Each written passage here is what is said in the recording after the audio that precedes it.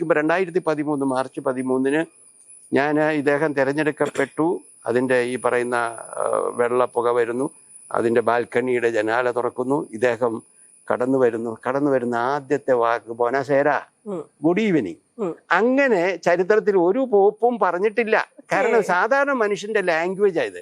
അതായത് ഞാൻ ഇറ്റലിയിലും റോമിലും ഒക്കെ പോയിട്ടില്ല പല പ്രാവശ്യം ഈ പഠനത്തോട് ബന്ധപ്പെട്ടിട്ട് തന്നെ. അവിടെ കാണുമ്പോൾ നമ്മൾ വഴി വെച്ച് കാണുമ്പോൾ അപരിചിതര് പോലും പറയുന്നു ബൊനസേര എന്ന് പറഞ്ഞാൽ അവര് ഗ്രീറ്റ് ചെയ്യുന്ന ആ ഒരു രീതിയാണ്.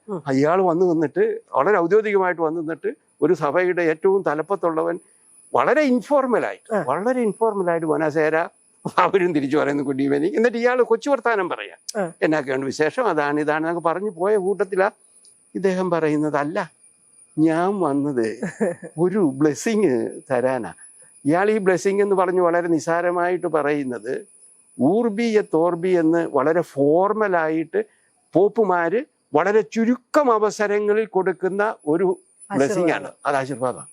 അതിന് ഗൗരവമായിട്ടൊരു സാധനത്തിന് വന്നു നിന്നിട്ടാണ് ഈ പുള്ളി പറയുന്നത് ഞാൻ വന്നത് ഒരു ബ്ലെസ്സിങ് തരാനാന്ന് തോന്നുന്നു എന്ന് പറഞ്ഞിട്ട് പുള്ളി പറഞ്ഞു, അല്ലേ ഞാൻ നിങ്ങളെ ബ്ലെസ് ചെയ്യുന്നതിന് മുമ്പ് നിങ്ങൾ എന്നെ വന്നു എന്നും പറഞ്ഞ് ഇയാൾ തല കുനിക്കുക, പ്രാർത്ഥിക്കുക. അപ്പൊ ഇയാള് തല കുനിക്കുക എന്ന് പറഞ്ഞാൽ ഇയാൾ മുകളിലാണ് നിൽക്കുന്നത്.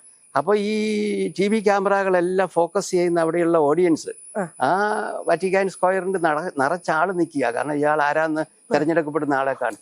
അവരുടെ മുഖങ്ങളിലേക്ക് ഇത് ഫോക്കസ് ചെയ്യുക. ചിലര് കണ്ണ് നിറഞ്ഞ് കരയുന്നു, ചിലര് കണ്ണ് കൈകൂപ്പി പൊത്തിപ്പിടിച്ചുകൊണ്ട് പ്രാർത്ഥിക്കുന്നു, കണ്ണടച്ചു പിടിച്ചിരിക്കുന്നു. അത്രയായി കഴിഞ്ഞപ്പോൾ പറഞ്ഞു ദിസ് മാൻ ഈസ് ഡിഫറെന്റ്.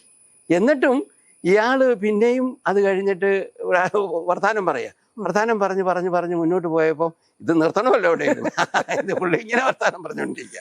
അപ്പോൾ പുള്ളി അവസാനം പറഞ്ഞു ഓക്കെ അത് നമുക്ക് നിർത്താം, നിങ്ങൾ ഞാൻ എന്നെ പെണ്ണ് എന്നൊക്കെ പറഞ്ഞിട്ട് പുള്ളി പറഞ്ഞു ബൊനനോത്തെ, ഗുഡ് നൈറ്റ്, സ്വീറ്റ് ഡ്രീംസ്, അതും പറഞ്ഞു. അതൊക്കെ ഞാൻ പറഞ്ഞ ഒരു പുതിയതാന്ന് മാത്രമല്ല, ഇയാൾ സാധാരണ മനുഷ്യന്റെ നിലയിലേക്ക് ഭാഷയിലേക്കും രീതിയിലേക്കും വരിക.